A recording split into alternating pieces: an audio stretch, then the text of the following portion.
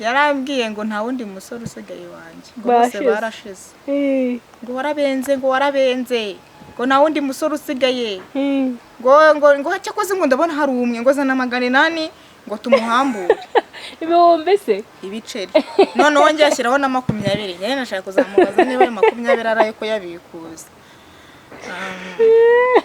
nanze kumukoza isoni ariko nyuma narayamwishyuje narumiwe ko je nyuma narayamwishyuje yarayaguhaye se yarayampaye nambwiye ni ugomba kumpa ibyanjye ngo kandi ngo uwo musore ngo natagutwara ngo ndamugira intumbi none se ko yashatse abantu benshi ndabavuga ngo wanuburiye ngo ngewe ubundi mo kubaza ni kukubaza mwijwe ariko ry'abantu ngo ngewe ngo umuntu ngo wanubiriye ngo babiyita barokore ngo biyisa barokore ngo ni yari umurokore ntabwo abeshya ariko yasanze nawe uri impumyi asanze uri impumyi nyine nawe ko abantu nagiye yarambwiye ngo warabenze cyane ngo hasigiye umusore umwe ngo nawe ni umubenga ngo birarangiye ngo nta wundi mugabo wawe usigaye ndashaka kuzagaruka ari bugeyo bari buzana amaturo urumva bari bwitange baragabana ubwo niyo target arabaturisha bakagabana arabaturisha bakagabana ubwo babihinduye business ariko ndagira ngo mbabwire muzabona ishyano rero ndagira ngo mbwire abantu hari abantu bagenda bashaka Imana hari abantu bafite ibikomere bagiye baterwa n'abahanuzi cyane hari abantu bababaye bavuye mu rugo byanze bava mu miryango y'iwabo byanze bakeneye ihumure bava mu kazi byanze bava mu nshuti babuze ibyishimo hari abantu bafite ibikomere mu mutima baza bahungiye mu nzu y'Imana bumva ko ariho bagiye kuruhukira ariko noneho wagera mu nzu y'Imana ukasanga noneho nihagiye gupfira uwo muntu uri kugira ngo wongere umubwire ngo Imana ibaho Imana irakora hari abasenga by'ukuri biragoye kuko niho honyine yarasigaraniye ibyishimo niho honyine yumvaga ko ari bugera akaruhuka ariko yarahageze aramubwira ngo banze utange ibitambo banze uzane iyo telefone maze Samweli yenda ibuye arishinga hagati y'imisipa n'isheni arihimba izina Benezeri ati Uwiteka aratuzahuye kugeza n'ubu uko Uwiteka atazigera ubwareka umuntu iteka naho yababaza umuntu ariko azamugirira ibambe nk'uko imbabazi ze nyinshi zingana. banyarwandakazi namwe banyakigali by'umwihariko kampani yanyu Benjamin Limited ikora ikanatunganya ibikoresho bikoze mu mbaho binyuze ku muyobozi wayo mukuru bwana Nkurunziza Benjamin gusuka umenya Imana gusa ahubwo azi n'ibigezweho ubu noneho yabegereje ibikoresho bitandukanye bikoze mu rubaho nka beresa z'abana ibitanda akubariza inzugi nziza by'akarusho akaraza gukingira ku nzu yawe akubakira igikoni kigezweho TV stand akabati garderobe utubati tw'inkweto saramanje ndetse n'ibindi bitandukanye kandi bigezweho. Benjamin Limited iherereye mu mujyi wa Kigali mu Gakiriro ka Gisozi mu nyubako ya Darwa ku marembo ya mbere uturutse Nyabugogo. Nawe niba ushaka kugaragara musobanutse hamagara Nkurunziza Benjamin kuri 0783143453. Benjamin Limited, if you want it, we create it. Icyifuzo cyawe turagikora.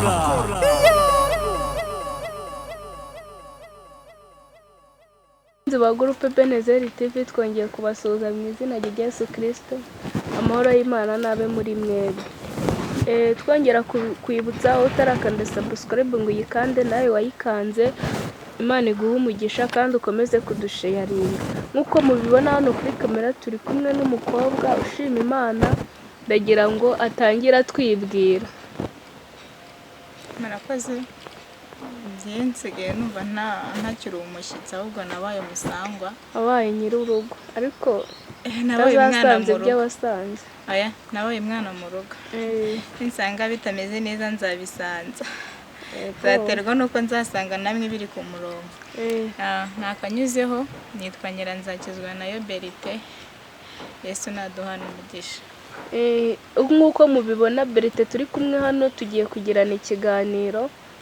Hari abantu benshi cyangwa no muri ibi bihe benshi cyane baba bavuga ati abahanuzi baradutuburiye, abahanuzi ni abatubuzi, cyangwa yenda bakabishyira mu bundi buryo ngo Imana yaratubeshye, mbega nyine muri icyo cyiciro.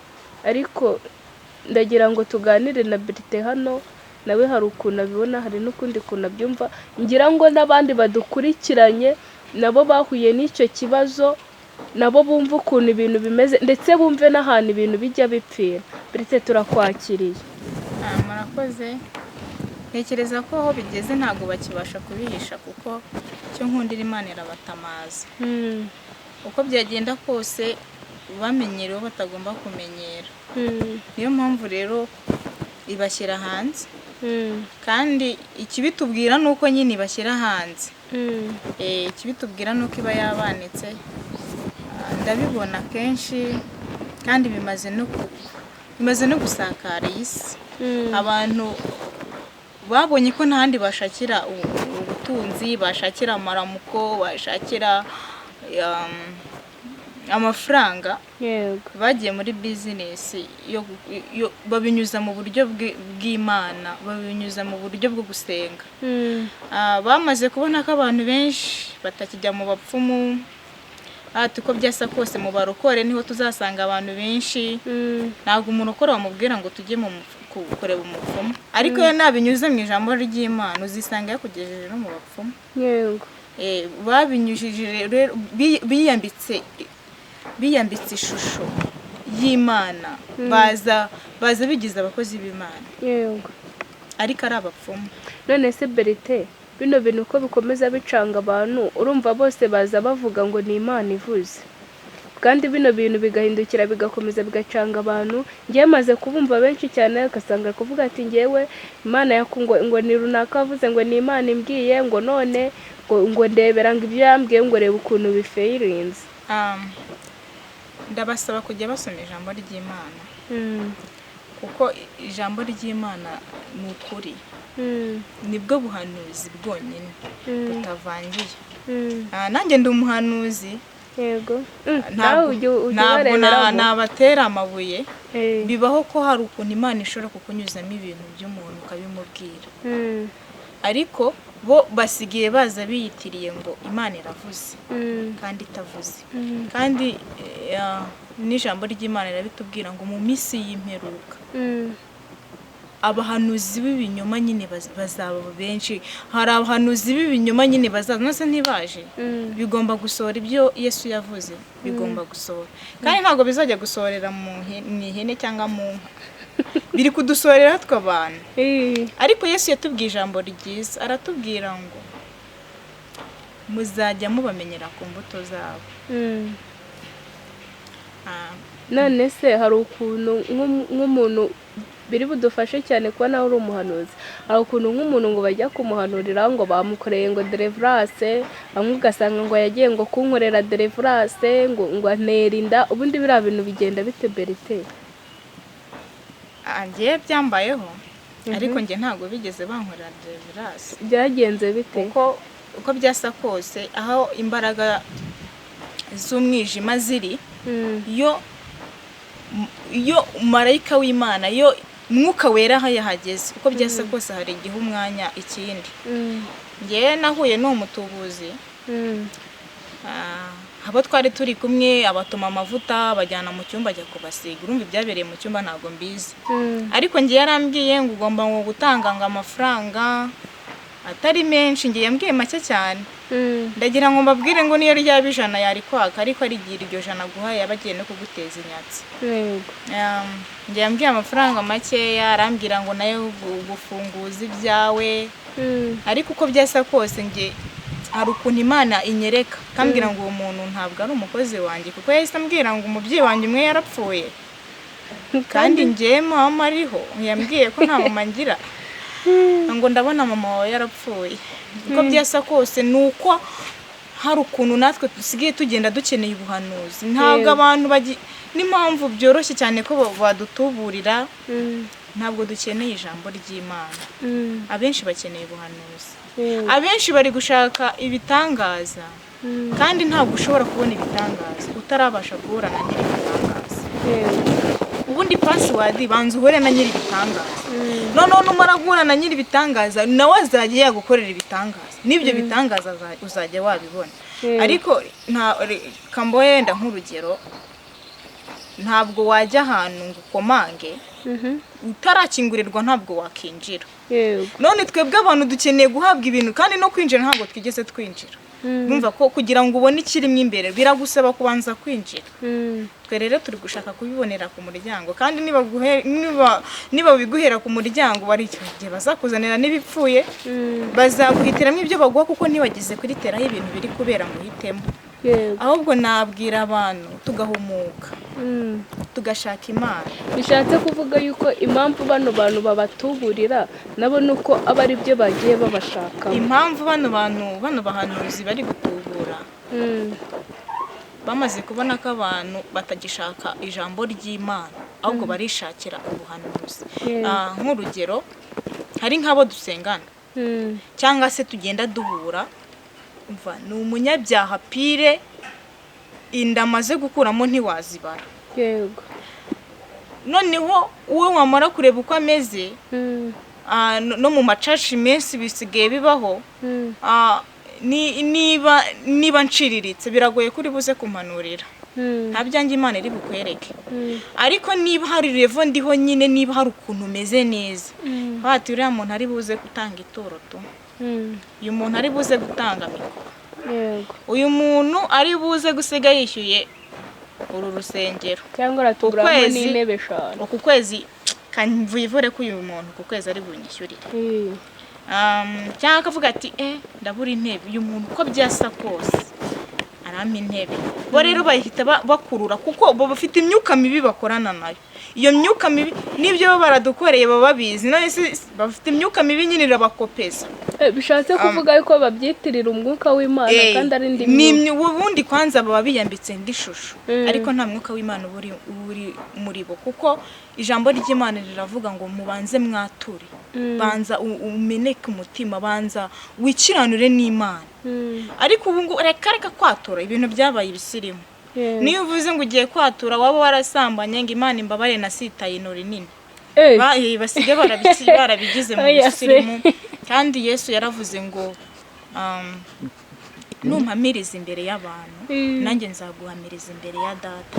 Kandi niba ushaka gukira indwara urayirata.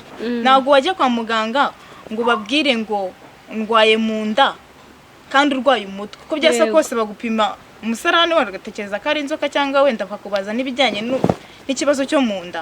Ubwo rero niba ugiye no kwatura, Satani ukamuberekera, ko byasa kose ntabwo icyo gihe Imana iri buguha ibyaha. Ntabwo Imana igitanga ibintu byayo by'ubuntu. Niyo mpamvu hari abantu benshi baheza ku musozi ngo Imana yaratubeshye, ngo Imana ntabwo Imana yababeshye, ntabwo mwavuganye. Wasitaye inori nini, n'ubusubwira inori nini, gusitara n'icyaha. Gusitara inori nini, gusitara n'icyaha. Ntabwo gusitara ari icyaha. Umuntu akaba yararoza ari umurozi, yaroroguje abantu, akagenda akajya gusenga, Imana imbabarire nafashije Imana gucyura abantu bayo. Ubwo umugabo ati Imana imbabarire igice cyo hepfo cyarakobaganye. Ni ikihe ukibaza? Kutakivuga. Ni mu busirimu. Ubwo rero mu gihe uri gukwepa Imana, nayo irakureka. Ubwo impamvu babatuburira nabo ntago babihanyeye neza. Impamvu babatuburira ntago baba bagiye gushaka Yesu. Ubundi iyo ushaka Yesu, ubundi banza ushake Yesu. Kuko Yesu yaravuze ngo yemwe abarushye n'abaremerewe, nimuze munsange ndabaruhura. Ninde se ugishaka Yesu? Urayibati kwa kana akabara avuga arareba. Ubwo bari kwihigira ibitangaza batarahura na nyiri ibitangaza. Bari gushaka ibitangaza, kandi ntabwo ushobora kubona ibitangaza utabanje guhura na nyiri ibitangaza. None se Berite, hanze aha ngaha nyine usanga nk'umuntu akavuga ngo njyewe Imana yari nta nubwo ahubwo bakivuga ari byo nsigaye numva nka numirwa, ngo runaka yarambiye. Bano bantu wababwira iki? Ngo runaka yarambwiye ngo Imana izanabara, ngo runaka yarambwiye ngo yenda urugero nzabyara batambaze none barambaze. Bano bantu bavuga ngo runaka yarambwiye bano bantu ugira ikintu bambwira. urakoze cyane, ndagira mbatangarize ko runaka yakubwiye. nawe ubanze wirebe wisuzume ibyo wasezeranije abantu wowe ubwawe niba waranabikoze. nawe ubwawe ubanze urebe niba nawe ubwawe n'ibyo wasezeranije utarabikoze. umuntu kukubeshya n'ibintu byoroshye, wabwiwe n'umuntu ntabwo wabwiwe n'Imana. none bino bintu ko ikibazo bino bintu bari kubihindura bagahita bavuga ati ni Imana yarambeshye. ndagira ngo mbatangarize mbaha amakuru. ntabwo Yesu afite ibintu ntabwo Yesu afite ibintu byo gutagaguza. yarabivuze mu ijambo rye, aravuga ngo ntabwo ibyo kurya by'abana banjye nabihereza imbwa. ntabwo wiriwe usambana, ni wowe ukuramo inda, ni wowe ukora amabi, ni wowe usenya ingo z'abandi, ni wowe uteranya abantu. inama yawe ni uyo kuvuga, wakemera ukabura ariko ntubura amayinite yo kujya gusebya mugenzi wawe. ni wowe ushyushya inkuru, wabaye umunyamakuru kandi utari n'umunyamakuru, ntunabihemberwa. warangiza ati ndajya kwa kanaka, ndabizi neza ko ibyo ari bumbwire bihite bisohora. uragiye kuko yamaze kubona ko uri buze gutura. ntabwo ari bubure kukubwira ngo zwi iravuze se n'inkivuze. jya ubanza unamenye ivuze ari iyihe. kandi uko byasa kose nawe ubu bagiye guhanurira ubu ubizi mu mutima. arega nawe ubu ubizi ibyo ukora. niba uzi neza ko hari ibintu utabanje gukiranuka mu mutima, uba wumva ko Imana iri buze ivuga ikubwira ngo iki. niba Imana itaje ngo ikubwire ngo banza usuke hasi ibiri kuntandukanya nawe, ukaba uzi ko bya byaha byawe byose wabihingiye, urumva Imana iri buze, ntabwo byashoboka. ni nk'urugero, ntabwo waba uvuye mu myanda ufite ibitaka, ufite imyanda ngo ufate ibyo kurya uhita urya. uko byasa kose urabanza ugakaraba. none se niba ubizi ko ufite imyanda, uvuye mu imyanda ariko reka tuvuge nk'ibyoroshye, uvuye nko mu itaka, urabona ko akunda abantu baba bari kuwumva. reka tuvuge ibyo nibyo bita byumvikana. ufite ibitaka ku ntoki, kuko umwanda ushobora kurya utanakarabye kuko uba uvuga ati ntabwo nanduye. ariko reka tuvuge ufite ibitaka byinshi ku ntoki, koko mu by'ukuri wowe wajya kurya udakarabye? ni ikibazo. none warangiza ngo Imana yarakubeshye. ntabwo wigeze uvugana n'Imana. niba waravuganye n'Imana akaba ari Imana mwavuganye, ukaba uzi ko mu mutima wawe nta kintu na kimwe kigutandukanya n'Imana, ni Imana yacu ntabwo ibeshya. senga, izere, wikita kuno sinzi n'impamvu ubundi umuntu ajya kuvuga umuntu ngo yarambeshye. nyine ni umuntu. none se ugira ngo umuntu agukorere iki? icyo yari afite ako kanya ni ukukubwira kugira ngo wenda noneho basigaye baranabikemuye. atuza kunsengera mu rugo umbwira njyanye na by'umwihariko bitari mu kavuyo, nibwo uri bubone byinshi. nanjye nkatekereza ati mfite n'inzara nyimaranye iminsi, ukinjira ahantu ukavuga ati ahantu ndi buhabone n'igitenge tuha ahantu uzwi.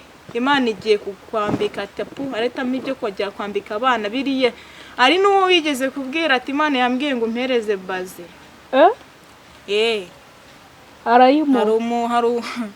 hari umuhanuzi wagiye ahantu arahanura ati Imana irambwiye ngo mpereze baze y'icyatsi. kandi uwo muntu yabibwiye ntaranayambara, ntazi nuko ayibona mu muhanda gusa abandi bazambaye. ati zwi, ati Imana yambwiye ngo ku mavuta watekesheje iyi firiti ndiye. yambwiye ngo nsukireho litiro 2, kandi ni agace ka litiro yaguze. uko byasa kose ndagira ngo mbabwire ngo ibyo muri gushaka muzabibona. nushaka Imana uzayibona. nushaka Imana umwete uzayibona. nujya gushaka ubuhanuzi uzabubona. ndagira ngo mbabwire ngo icyo wagiye gushaka nicyo wabonye. witega agatambaro, wigira umurokore, ugende, kandi mu mutima wawe ubanza ukiranuke n'Imana kwanza. sinzi n'impamvu abantu bo kujya gusenga bashaka ubuhanuzi. sinzi, baba bashaka ngo kumva icyo Imana ibivugaho. ariko Imana yagusanga ikakubwira. Imana yaravuze ngo abantu nibanga kuyikorera izakoresha n'ibiti, izakoresha n'amabuye. nawe ubwo werega yakunyuramo ikakubwira. ubundi se kuki mwumva ko muzajya kubibaza abantu? nge simbizi niba wenda ari uko nkunze kugira ubusabane n'Imana nanjye nkayibaza. ariko nimwige gusabana n'Imana. Imana ntabwo ari ingome. Imana yacu ni urukundo. kandi Imana yacu nta muntu n'umwe yasubiza inyuma. uzi ko Imana yacu itajya itwinuba. Oya. ntabwo imana yacu itwina nta nubwo yirobanura ku butoni ubwo ati nkurikije uko ameze nta nubwo nakegera imana uko waba umeze kose imana irakwakira shaka ubusabane bwawe n'imana njye mbona na biriya bintu byo kujya bajya mu macaci bajya mu byumba bajya mu butayu bajya hehe njye nsigaye numva buri muntu yakishakira ubutayu n'umunyarwanda yarabivuze aravuga ngo abahigi benshi bayobya imbwa barabayobya rero dore ahubwo noneho agashya urajyanye ayo maturo bahita baguteza inyatsi noneho niyo utari ufite nese ushatse kuvuga ngo abantu bareke gutura ntabwo navuga ngo abantu bareke gutura ariko ubundi ayo maturo utanga utabanje no kwihana arambabaza ayo rwose ayitanga kwanza ahantu uzajya gusengera ukagenda uzi neza yuko batari buguhereze n'akanya batari banze kukubwira ngo banza wikiranure n'Imana uzajya umenya ko aho hantu njye nta nubwo nanahizera kuko uko byasa kose urabanza ugakaraba none se umuntu uza nko mu idini urabona nko ku cyumweru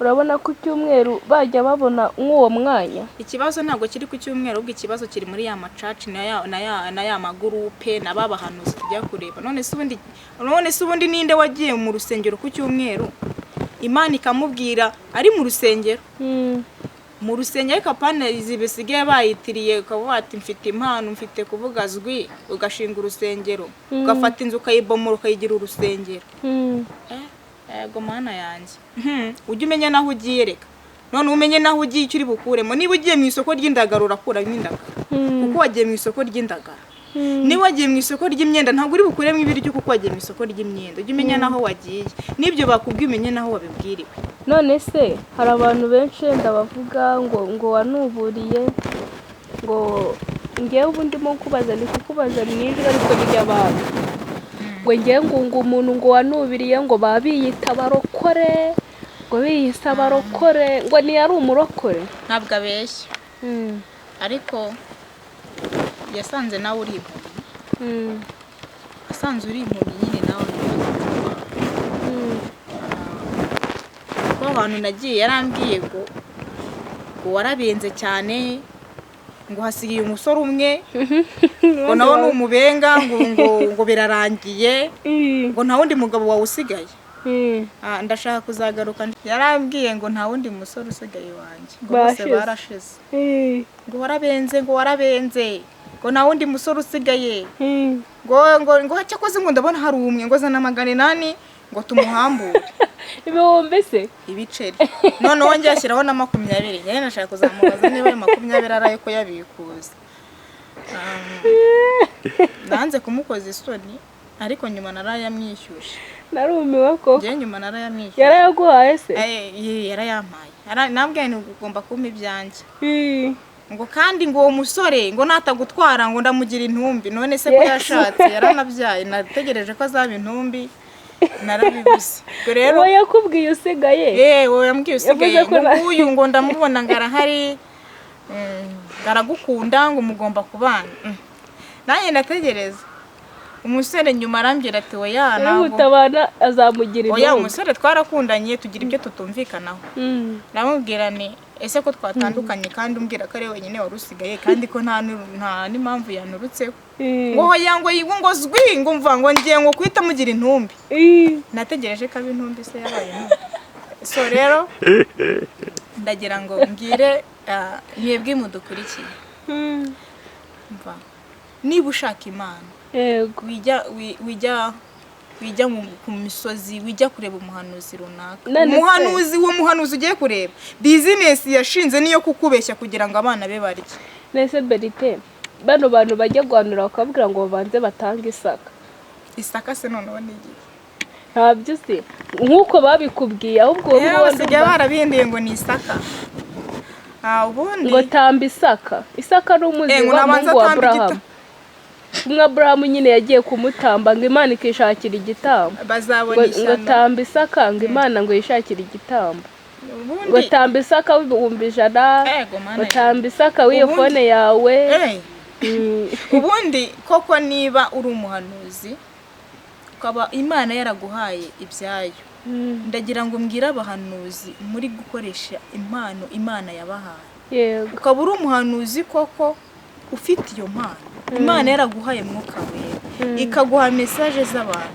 izo message akaba ari zo uri gukuramo ibyo urya, izo message akaba ari zo uri gukuramo amafaranga yo kwishyurira abana ishuri, izo mbese ukahita uyihindura business, ukahita yumva ko ubonye igishoro. Ndagira ngo nkubwire ngo Imana iraje guta amazi, igukoze isoni, ujye wibaza niba ari nayo yari yaraguhaye amazi.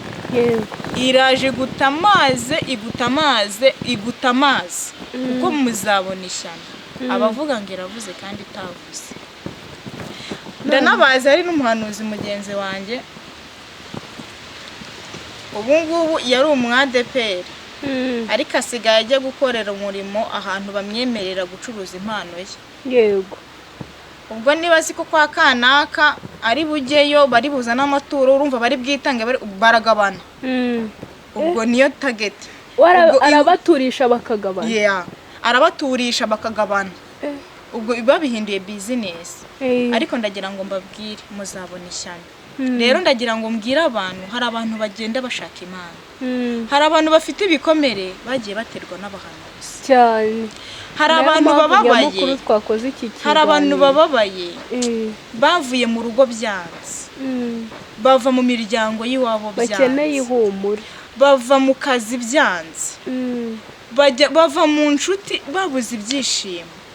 Hari abantu bafite ibikomere mu mutima baza bahungiye mu nzu y'Imana, bumva ko ariho bagiye kuruhukira, ariko noneho wagera mu nzu y'Imana ukasanga noneho niho agiye gupfira. Uwo muntu uri kugira ngo wongere umubwire ngo Imana ibaho, Imana irakora, hari abasenga by'ukuri biragoye, kuko niho honyine yarasigaraniye ibyishimo, niho honyine yumvaga ko ari bugera akaruhuka. Ariko yarahageze aramubwira ngo banza utange ibitambo, banza uzane iyo telefone, banza uzane amafaranga runaka. Ntabwo Yesu ajya yakiguza. Niba unyumva, niba uzi ko wizera Imana ukemera Yesu Kristo nk'umwami n'umukiza w'ubuzima bwawe, ntabwo Yesu yakiguza. Mbere yuko yakiguzi ni iki yatwatse kugira ngo yemere kudupfira, yemere kubabara ku musaraba? Nta kintu na kimwe yatanze. Ubundi umuririmbyi yararirimbye ngo nta kiguzi na kimwe twatanga, Yesu yishyuriye ku musaraba igorogota. Yego. Rero aho babanza kukwaka ikiguzi, menya ko nta Mana ihari. Ubwo abantu bahumuke bamenye yuko bari abajye kubasengera, bakababwira ngo vanze batange ngisaka, ngo banza nguzane 5 ngusengere. None se ubwo bahumuke babimenye. Hari akandi kabazo rero, bano bantu bahamagara ngo yenda ngo nabonye kanitangeho urugero, yenda kamamagara ngo we Rasheli nabonye ugiye nko gukora impanuka ikomeye cyane kabisa pose gutyo, none mu 10,000 ngende njye nkikanyarira njye kugusengera iyo manuka nyekuzeho. Berite abantu ko bashiriye aha hantu, bano bantu burababwira iki? Ntuzayabahe maze uzapfa. Ikibazo amwumvisha buryo byose agomba kuyabona. Yego, ujye uhita umubwira ati cyangwa ati nabonye urwo rugo rwawe rurindimuka, mereza 10 njye ku musozi njye kurukomeza. Ariko reka abantu batafite ubwenge, reka mbivuge gutyo ntago mbatutse, ariko mwakagombye kuba mu iya n'ijambo niko rivuga, ravuga ngo ubwoko bwanjye bupfuye buzize kutagira ubwenge. Kuki mutari guhumuka? Icyambere nababwiye ngo nimurambike ubuhanuzi hasi, mubanze mushaka Imana no kwera kwayo no gukiranuka kwayo, n'ibindi muzabyongererwa. Naga ibyo bintu waba utabikoze ngo ubone ubuhanuzi cyangwa se wumva ijwi ry'Imana, banza urambike. Mwagiye mwumva ubuhamya bw'abantu benshi, ngereka nihereho nkanjye, nubwo wenda bitari cyo gihe cyo kubivuga, ariko hari igihe kizagera nkabivuga. Ngiye navukiye mu muryango, navuga ngo kinabivuga gute ku buryo byabisobanutse, bakoreshaga nese Berite turimo dusoza, gira ikintu ubwira abantu, yaba bano batekera abandi imitwe babeshya ngo Imana yavuze atari yo yavuze, yaba na bano babeshya. Ndahera ku bantu batekera abandi imitwe cyangwa abantu bari kwishakira imibereho. Rega nakazi, ntabwo nababwira ngo ntibagakore kandi ari akazi. Niba kabona kabatunga se ni bwigumire, ahubwo ndagira ngo nganire n'umukozi w'Imana, umuntu uzi ko afite impano Imana yamuhaye, nayikoresha uko yayimuhaye, nareke ko kwibyaza umusaruro mu buzima bwiwe bwite, namenye ko ibyo afite ntago ari ibye, nabikore kandi aba maso kugira ngo Satani tuzajya mukoresha. Ugasanga bagutumiye ahantu, aho ugiye bagiye bagiye kugucuruza, ugiye gucuruza ya mpano Imana yaguhaye. Mujye muba maso, mumenye nabo batumiye, naho mugiye kubiga ubutumwa, mumenye naho mugiye gukora umurimo, mubanze musenge Imana ibaha amakuru yaho mugiye. Ubundi umukozi w'Imana bagomba kuvuga iby'Imana imubwiye, agahanura mu kuri no mu mwuka, akavuga iby'Imana imutumye atiteye ko ari buhava ariye. Ubundi nta nubwo baba bakwiye no kurya rega, ubundi bagiye bavuga bo bariye cyangwa bakajya kurya iby'iwabo. Ubundi abahanura kubw'inzara mwebwe mwihangana nyine, ubwo aba yabonye nta bundi buryo yarya. Ariko nabanje kuvugana n'umukozi w'Imana kugira ngo ajye maso avuga ibyo Uwiteka mutumye, kandi uko abimutumye ariko abivuga nibwo azabona ingororano. Kuko ntabwo wajya kuvugira Imana ngo yemere uburara. Ushobora no kuburara nayo ijya ibyemera, kuko mu biganza byayo harimo ibintu byose, ariko ntabwo iyo nzara yakwica. Ndavugana n'abashaka n'abaza bashaka Imana, ariko bigahuzwa nuko bahuye n'ababatubuzi cyangwa n'ababakomeretsa. ni mwihangane. Wahuye n'umujura ariko ntibivuze ko Imana itariho cyangwa Imana idakora. Wahuye n'umutekamutwe ntibivuze ko Yesu aracyafite 5,000 bitigeze dupfukamira Bayali. Yesu aracyafite abantu bavuga iby'Imana ibatumye. Ubundi niba Imana igutumye ntabwo ugomba kubwira umuntu ngo mpatike nzi wawe ngo hari iby'Imana yambwiye ngo ugomba kuza gukura. Wabwirwa n'iki se ko atashaka kuza aho hafi aho ngaho akababura uko hagera, kabinyuza kukubwira ngo umuhete kugira ngo ahagere. Ubundi niba Imana igutumye uba ugomba guhaguruka ukagenda, nta kiguzi, nta feza, nta kintu na kimwe. Uba ugomba kwaka wa muntu ugiye gukora umurimo w'Imana. Uko Imana yabigutumye bikore. Uriya muntu nta kintu na kimwe bagomba gutanga. Ukubwira rero ngo urugo rwawe rurasenyuka, banza utekereza abakubenze uko bangana.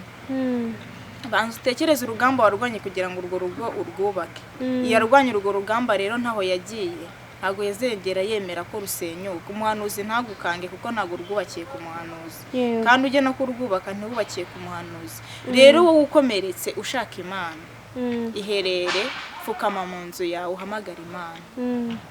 Izagusanga iguhaye message y'ahantu ugomba kujya kuruhukira. Haracyari abantu bavuga iby'ukuri kandi bavuga iby'Imana batumye.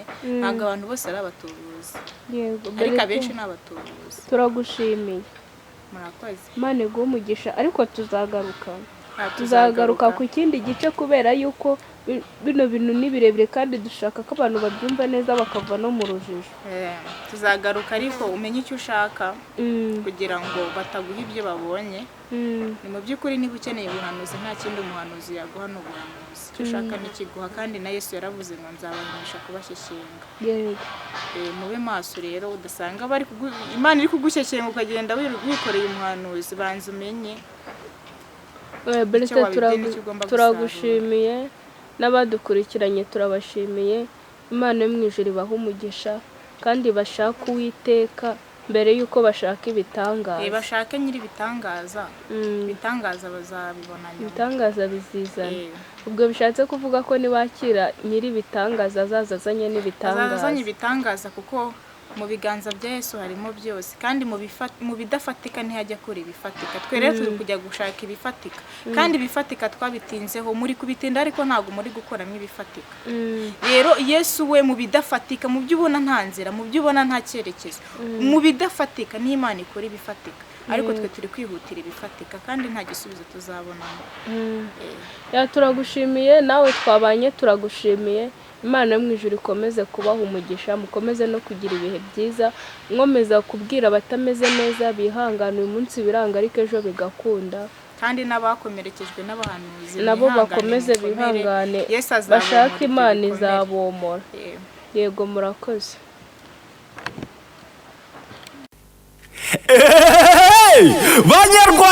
Banyarwandakazi namwe banyakigali, by'umwihariko kampani yanyu Benjamin Limited ikora ikanatunganya ibikoresho bikoze mu mbaho binyuze ku muyobozi wayo mukuru Bwana Nkurunziza Benjamin. Gusuka umenya Imana gusa, ahubwo azi n'ibigezweho.